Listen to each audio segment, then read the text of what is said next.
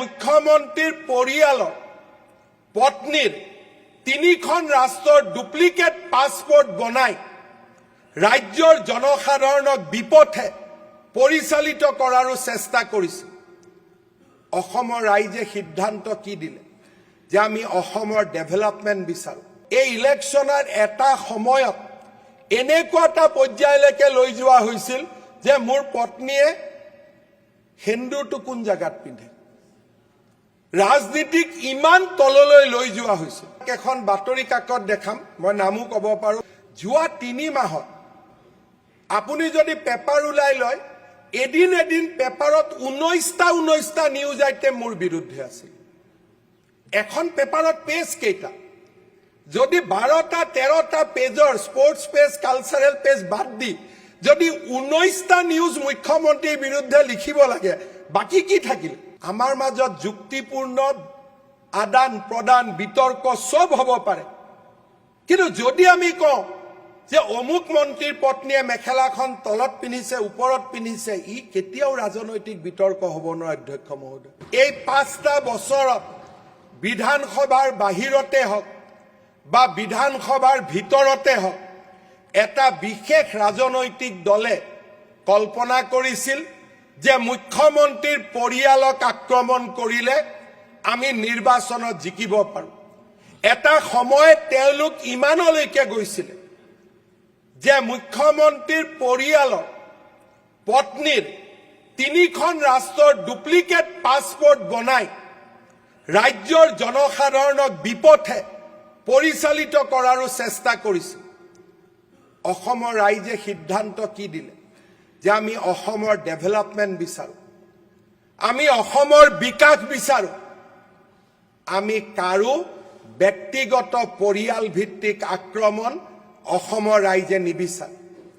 আজি 5টা বছৰত সদনৰ ভিতৰে বাহিৰে এজেণ্ডাই আছিল যে মুখ্যমন্ত্ৰীৰ পত্নী পৰিয়ালক আক্ৰমণ কৰা। এজন বিধায়কৰ ঘৰৰ পৰা, অধ্যক্ষ মহোদয়, তেওঁ সদনতো আছে, তেওঁৰ ঘৰৰ বাহিৰৰ পৰা 2 ট্ৰাক আমি লিফলেটে উদ্ধাৰ কৰিছিলোঁ, য'ত নেকি মোৰ পৰিয়ালৰ বিৰুদ্ধে অকথ্য কথাৰে তাত লিখা হৈছিল। দুখন ট্ৰাক, আৰু তাত মই নাম ক'ব খোজা নাই, ইয়াত বহি আছে, নিজেও বুজি পাইছে যে 2খন ট্ৰাকত অকল লিফলেটে বনাই লোৱা হৈছিল। মই যেতিয়া তেওঁ সুধিছিলোঁ, বাবা এইবোৰ কিয় বনাইছিল, তেওঁ কৈছিল মই বনোৱা নাই, মোক বনাই দিছিলে। কোনে বনাই দিছিলে? নেতাজনৰ নামটো আমি সকলোৱে জানো, কোৱাৰ কোনো প্ৰয়োজন নাই।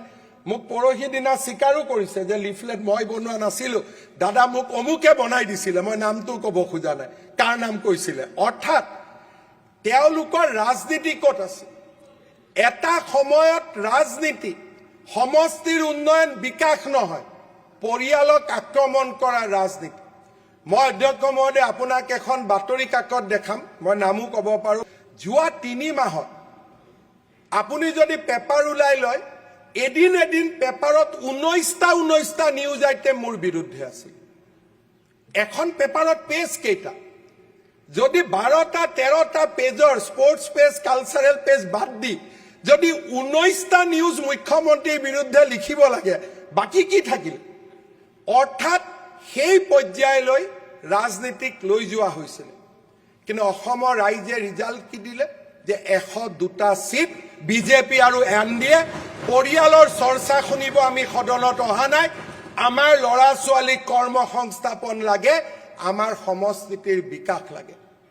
মই আশা কৰিম বিধানসভাত আমি জিকি অহা বিধায়কসকলে ৰাইজৰ সিগনেল, ৰাইজে কি ক'ব বিচাৰিছে, আমাৰ নেতাই কি ক'ব বিচাৰিছে এইটো নহয়, যিজন নেতাই ভাৰতত কম থাকে বিদেশত বেছি থাকে, সেইজন নেতাই কি ক'ব খুজিছে তাক অসমৰ ৰাইজে শুনিব খোজা নাই।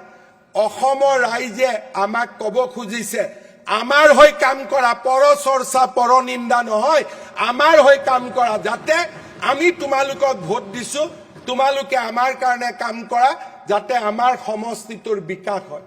মই আশা কৰিম আমাৰ নতুন চাম বিধায়কে ৰাইজৰ ৰায়দান তেওঁলোকে নিজে বুজি পাব পাৰিব আৰু নিজকে অসমৰ ৰাইজৰ উন্নতিৰ বাবে সমৰ্পিত কৰিব পাৰিম অধ্যক্ষ মহোদয় এই ইলেকশ্যনৰ এটা সময়ত এনেকুৱা এটা পৰ্যায়লৈকে লৈ যোৱা হৈছিল যে মোৰ পত্নীয়ে সেন্দুৰটো কোন জাগাত পিন্ধে ৰাজনীতিক ইমান তললৈ লৈ যোৱা হৈছিল অধ্যক্ষ মহোদয় এখন শংকৰ মাধৱৰ দেশ আমি যেতিয়া ৰাজনীতিও কৰিম তাত এটা সংস্কাৰেৰে সৈতে কৰিম আমাৰ মাজত যুক্তিপূৰ্ণ আদান প্ৰদান বিতৰ্ক সব হ'ব পাৰে কিন্তু যদি আমি কওঁ যে অমুক মন্ত্ৰীৰ পত্নীয়ে মেখেলাখন তলত পিন্ধিছে ওপৰত পিন্ধিছে ই কেতিয়াও ৰাজনৈতিক বিতৰ্ক হ'ব নোৱাৰে অধ্যক্ষ মহোদয় মই ভাবো 102টা সিটৰ ফলাফলে বিৰোধী পক্ষৰো চকু মেল খুৱাব শাসক পক্ষৰো চকু মেল খুৱাব অসমৰ ৰাইজে বিকাশ বিচাৰে